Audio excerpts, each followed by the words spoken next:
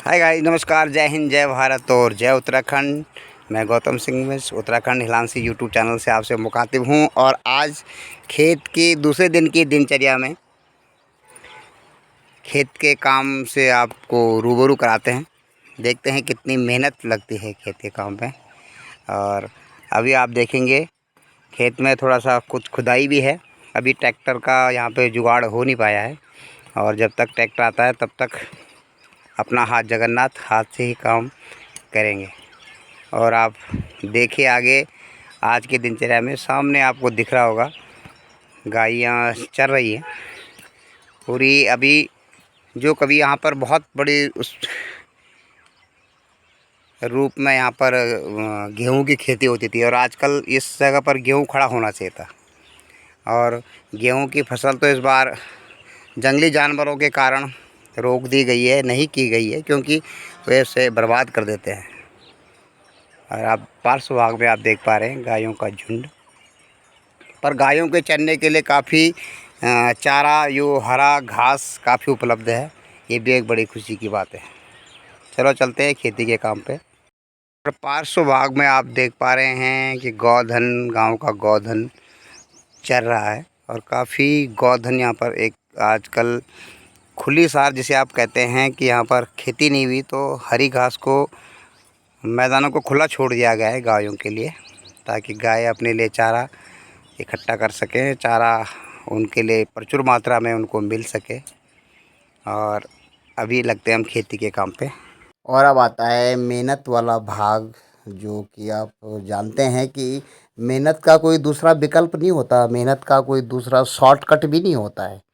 और जैसे कि आप जानते हैं कि जो लोग मेहनत से दिल चुरा करके शहरों की तरफ गए हैं, अब वही लोग वापस जिम में जा कर के पसीना बहाने के लिए मजबूर हैं। अगर वो एनर्जी बर्न नहीं करेंगे, पसीना नहीं बहाएंगे, तो उनके खून में कोलेस्ट्रॉल की मात्रा बढ़ जाएगी, हार्ट ब्लॉकेज हो जाएंगे, ऑक्सीजन की मात्रा बॉडी में कम हो जाएगी। जो कि पहले की जो दिनचर्या थी, खेती की दिनचर्या थी, उसमें प्रचुर मात्रा में मिलती थी।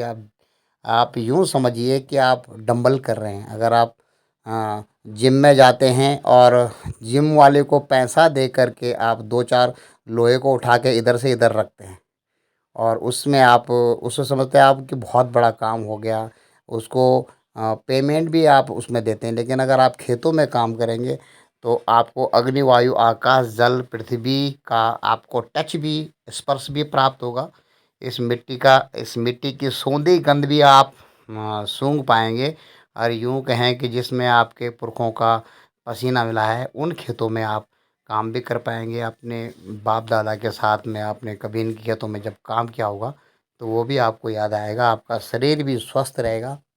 और मेहनत के बाद आपका जो सुबह का नाश्ता है डाइनिंग टेबल पर न हो कर के खेत में ही होगा। और अब मैं आपको खेत की डाइनिंग टेबल की ओर ले चलता हूँ। और यहाँ पे आप देख रहे हैं कि नाश्ते का पूरा सामान मेहनत के बाद, हाथ मुँह धोने के बाद सजा दिया गया है।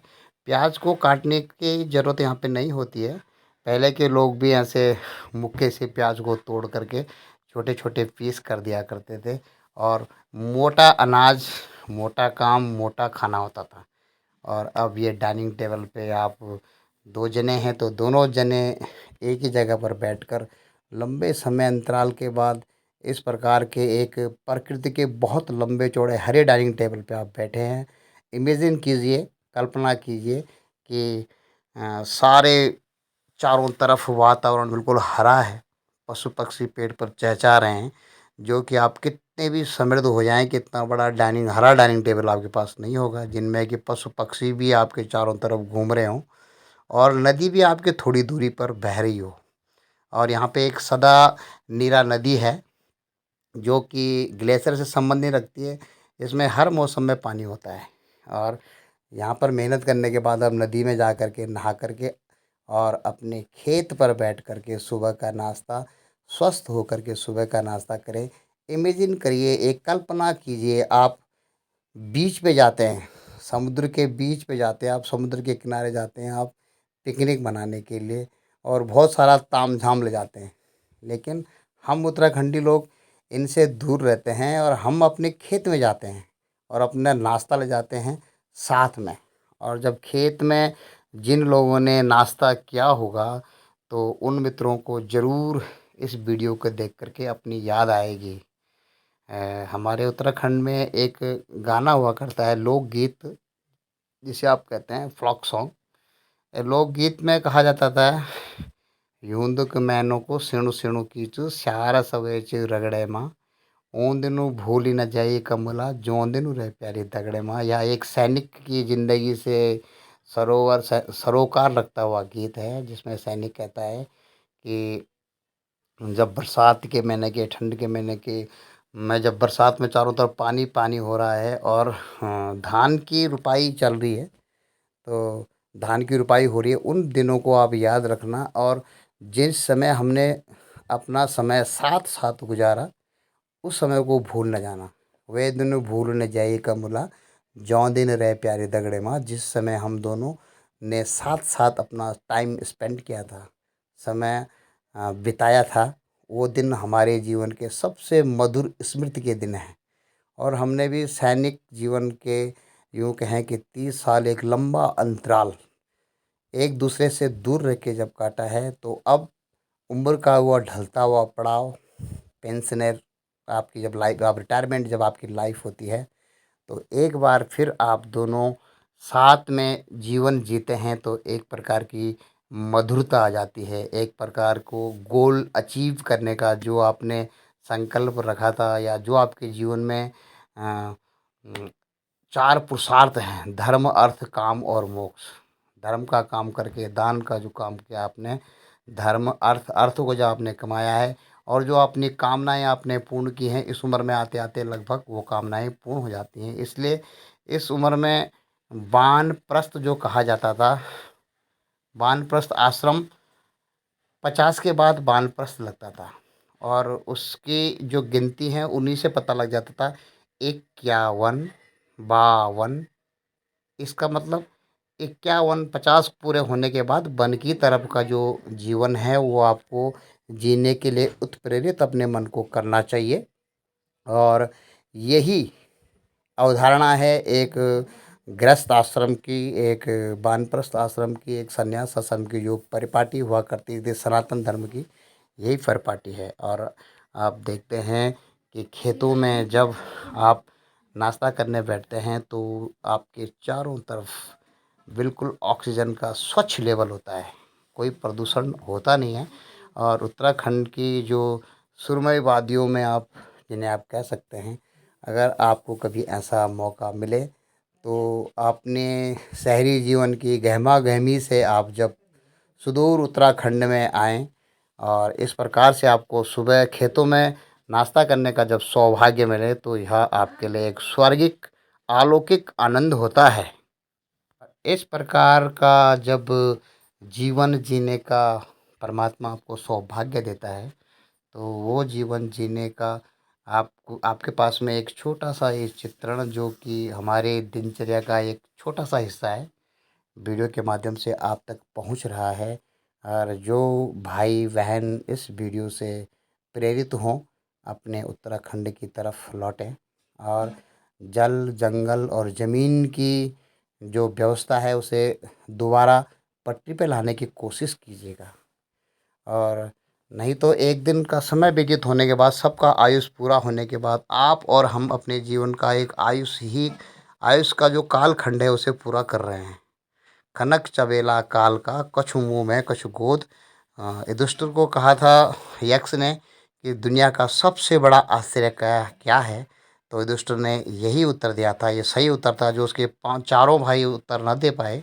युधिष्ठिर ने कहा था कि हे महाराज, सबसे बड़ा आश्चर्य दुनिया का यह है कि अपने दादा, अपने पिता, अपने माता पिता और अपने बुजुर्गों को देखता है मनुष्य के एक एक करके सभी काल की गर्त में जा रहे हैं, उस मिट्टी में मिल रहे हैं, लेकिन मनुष्य ये सोच कर के अपना जीवन यापन करता है कि मैं कई साल तक, मैं कभी समाप्त ही नहीं होऊंगा, मेरे लिए कभी मौत आएगी नहीं। यही एक आश्रय है जो कि माया के द्वारा बुद्धि पर पड़े हुए पर्दे को और भी प्रगाढ़ और भी गहरा करता जाता है। और जिस समय आप इस बात का अंदाज़ा लगा लेते हैं कि जिस प्रकार बुजुर्ग गए, एक दिन मुझे भी इसी प्रकार से मिट्टी में मिल जाना है और मेरे जीवन का पटाक सिर्फ हो जाएगा, या जो ये सीन चल रहा है आपके जीवन में इसका अंत हो जाएगा। और आप उसी के दौरान जिस समय ये सीन है, इतने ही समय अंतराल में ऐसा काम करके जाएं कि लोग आपको सदियों तक याद रखें, तो आपसे फिर बुरे कर्म नहीं होते हैं और भले कर्मों की तरफ आपका रुख हो जाता है, आप दैवीय संपत्ति की तरफ चलने लगते हैं। तो मित्रों, आज मैंने आपको एक छोटा सा चित्रण बताया था उत्तराखंड में किस प्रकार से जो विलेज लाइफ है, जो गांव का ज़िंदगी है, किस प्रकार लोग काटते हैं, और इसका चित्रण आप देख पा रहे हैं। खेत में आने के बाद आप खेत में नाश्ता या देर दोपहर का भोजन भी आप कह सकते हैं, दोपहर का लंच भी आप कर सकते हैं। उत्तराखंड के खेतों में अगर आप आएँ तो इस प्रकार से एक तरफ से पिकनिक भी हो जाती है और साथ साथ आप अपने घर के लिए और भी प्रचुर मात्रा में आसपास सब्जियों की बहुतायत होती है। तो आज हम यहाँ से सब्जी के लिए इकट्ठा करेंगे। एक फल होता है बेडू, जिसको कि उत्तराखंड में बेडू पाको बारहमासा भी कहा जाता है, क्योंकि ये बारहमासी फल है। और जब जिस समय ये कच्ची अवस्था में होता है, इसके जो बीज होते हैं, छोटे छोटे उसके दाने होते हैं, फल होते हैं, उन फलों को उबाल करके बहुत अच्छी सब्जी बनती है इनसे। और आज हम वही इकट्ठा करके अपने लिए मैं ले जा रहा हूँ, और आज इसी की सब्जी बनेगी। जो इससे पराठे भी बहुत अच्छे बनते हैं, इससे सब्जी भी बहुत अच्छी बनती है, पौष्टिक होती है, क्योंकि इसमें नेचुरल मात्रा में दूध उसके अंदर पहले से ही होता है। तो आज के लिए इतना ही। तो बेडू की सब्ज़ी के लज़ीज़ स्वाद के साथ मैं आपको छोड़े जा रहा हूँ। अगले अंक में फिर आपसे मुलाकात होगी, और तब तक के लिए आप सबसे जय हिंद, जय भारत और जय उत्तराखंड। आप सबका दिन बहुत बहुत